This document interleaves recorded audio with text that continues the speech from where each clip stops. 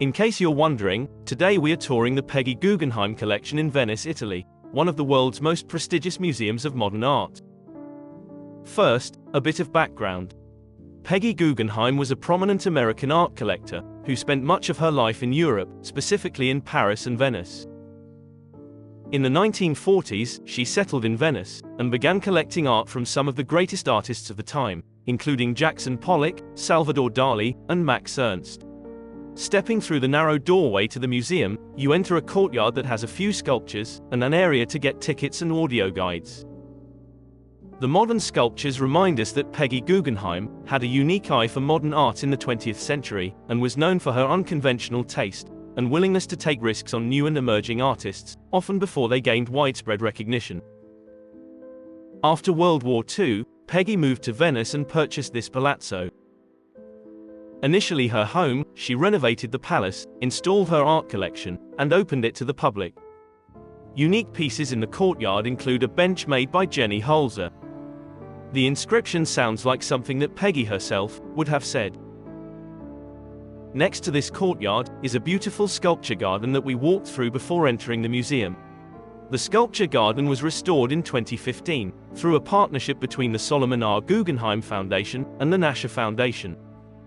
It had fallen into disrepair over the years, and the restoration project included repairs to the garden's infrastructure, the installation of new lighting and irrigation systems, and the restoration of several important sculptures. You were greeted by a sculpture in the streets of Athens, created by Max Ernst, who was Peggy's second husband from 1941 to 1946. The sculpture garden also includes works by artists such as Eduardo Chillada, Alexander Calder, Jean Arp, Henry Moore, Alberto Giacometti, and Anish Kapoor. The restored garden provides a serene and tranquil atmosphere that perfectly complements the beauty of the artwork on display.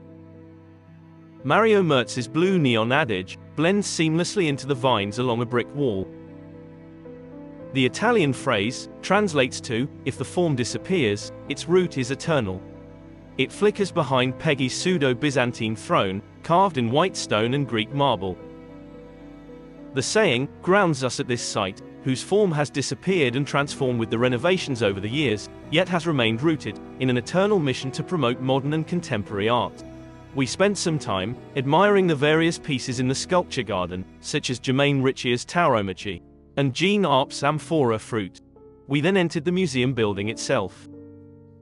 We were impressed by artwork such as On the Beach by Pablo Picasso, and particularly loved the kinetic art mobiles created by Alexander Calder.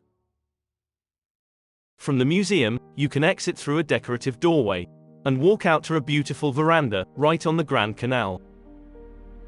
From here, you get a magnificent view of the Grand Canal, and can imagine this as the original, majestic entrance to the palazzo, as Venice was mostly accessible by waterways.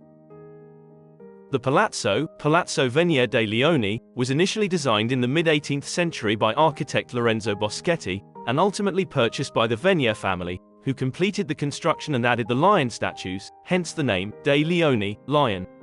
In front of the palazzo entrance, Peggy has humorously installed Marino Marini's Angel of the City, a bronze sculpture of a naked horse rider with an erection. Needless to say, this was quite controversial during its time, and the artist had to originally make the penis removable to appease the more prudent visitors. Today, it has been welded on, as it was once stolen during a party. As you can see, the palazzo's terrace would have been a magnificent setting for any event or gala. And throughout Peggy's 3 decades in the palazzo, there was quite a distinguished list of visitors, including Truman Capote, Jean Cocteau, Igor Stravinsky, and Henry Moore. In the corner of the terrace, you find another modern equestrian sculpture, The Large Horse, by Raymond Duchamp-Villon. Back inside the gallery, we are surrounded by a trove of modern artwork by renowned artists like Jacques Villon, Theo van Doesburg, Kazimir Malevich, Piero d'Orazio,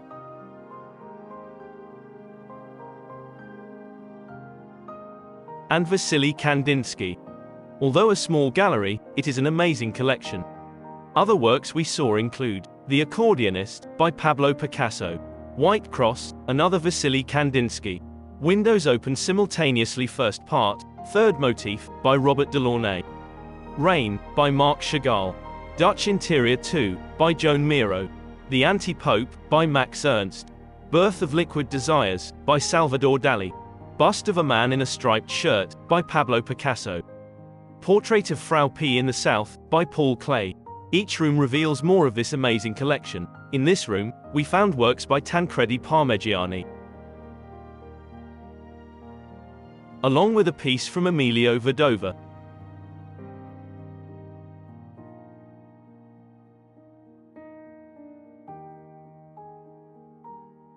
And then several additional abstract pieces by Parmigiani. In addition to the Parmigiani collection, we were treated with a few pieces by Jackson Pollock, including Alchemy.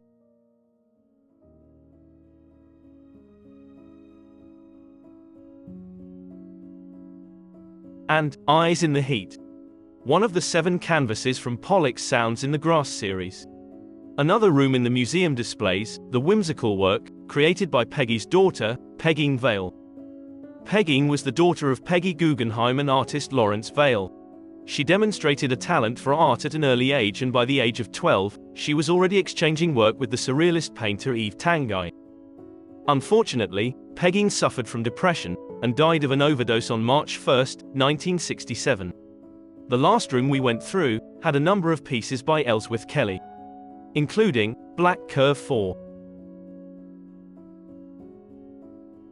Blue Red,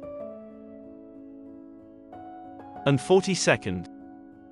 We then walked back out the main hall of the museum, across the sculpture garden, and the cow sculpture by Alexander Calder, to a separate building where the Edmondo Barchi, Energy and Light, exhibition is being displayed.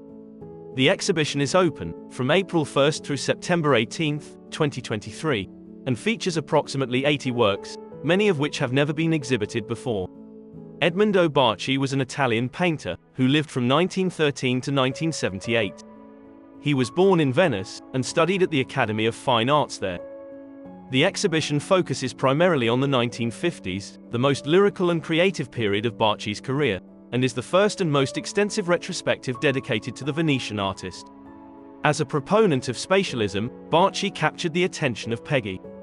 And as you look at his pieces, you see some subtle similarities to other artists Peggy admired, including Jackson Pollock and Tancredi Parmigiani. That being said, Barchi's paintings are also distinctly different, showing novelty, boldness of color, and juxtaposition of hard, black lines blurring with softer patches of primary colors.